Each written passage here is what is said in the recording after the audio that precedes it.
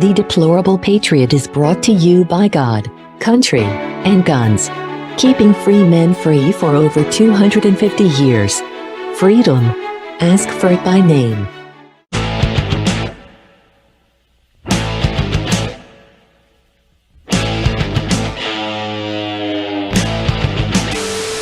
Hey everyone, it's your old pal Jazz McKay, the Deplorable Patriot. Well, it is day one of Joe Biden's reign of terror.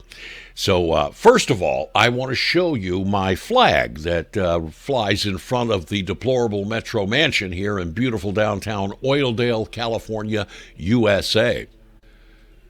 This flag will fly at half-mast for the next 30 days because the flag should fly at half-staff for 30 days throughout the United States and its territories and possessions after the death of a president or a former president, or in this case, liberty and freedom.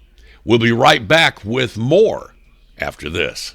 Before we go any further, please subscribe to my channel, like and share this video, and be sure and visit my website, thedeplorabblepatriot.com. I'll leave a link in the comments below.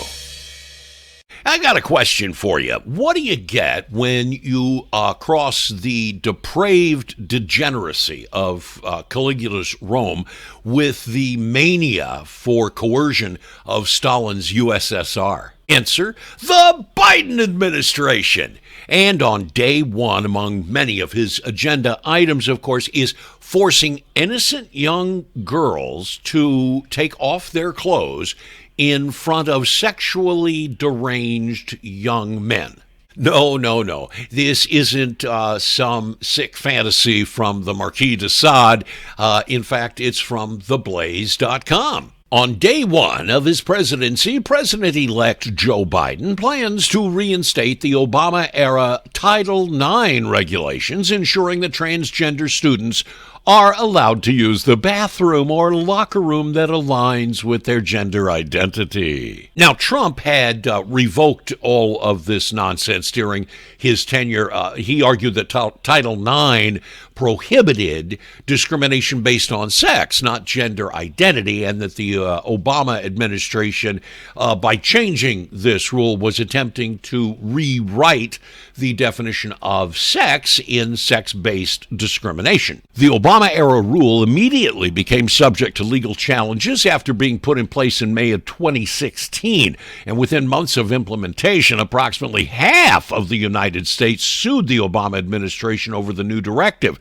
And without federal guidance, policies with regard to transgender discrimination were then left to the states. Now, the 10th Amendment of the Constitution dictates that stuff like this really should be left up to each individual state anyway, but just like lawsuits, the Constitution only matters really if enough judges are sitting on benches appointed by conservatives to prevent our country from deteriorating into some sort of weird, twisted, surrealistic, X-rated nightmare. So, on his first day in office, which is today, Biden is reinstating the Obama rules, which will restore transgender students access to sports, bathrooms, and locker rooms in accordance to their gender identity. In fact, you go to his campaign website, this is what it says. He will direct his Department of Education to vigorously enforce and investigate violations of transgender students' civil rights.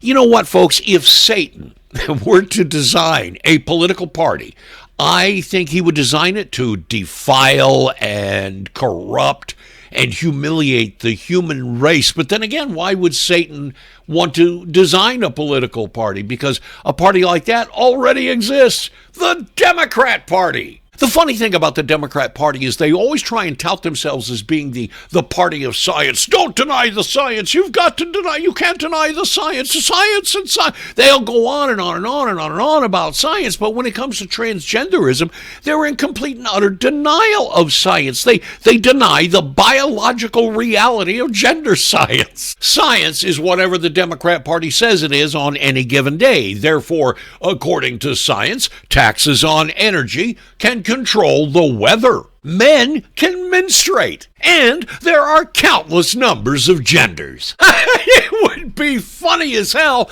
if it wasn't so damn dangerous. In fact, while he was on the campaign trail, Joe Biden actually said that 8-year-old children should be allowed to have sex change operations. 8-year-old children, he said, should be allowed to change their gender. Oh, hell, he'll sniff their hair regardless of what artificial gender some social engineering mad scientist deforms them into. And, of course, Democrats also love to be the first to do shit. Like, did you know that Joe Biden is the first president ever to name a female impersonator to a cabinet position?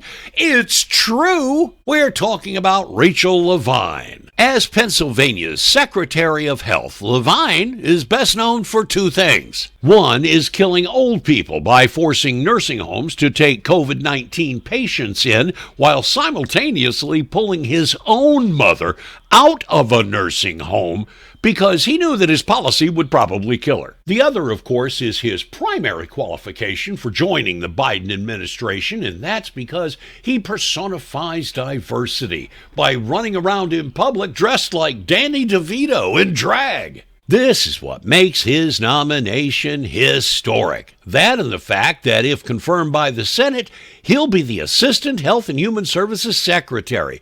That's right, the guy that killed countless elderly people with COVID-19 in Pennsylvania will be in charge of your health care. This isn't just your average run-of-the-mill brain-dead liberalism that we're flying into at breakneck speed. Oh no, this is a parody of brain-dead liberalism. I mean, the Biden-Harris administration will be brain-dead liberalism taken to the last extreme of nauseating and gut-wrenching absurdity. God help us all, and God bless America, and death to the New World Order. I'm Jazz McKay, the deplorable patriot, and I will see you. Well, thanks for watching. Be sure and like this video, subscribe to my channel, share to your social media, and leave nasty comments below. God bless America, and death to the New World Order.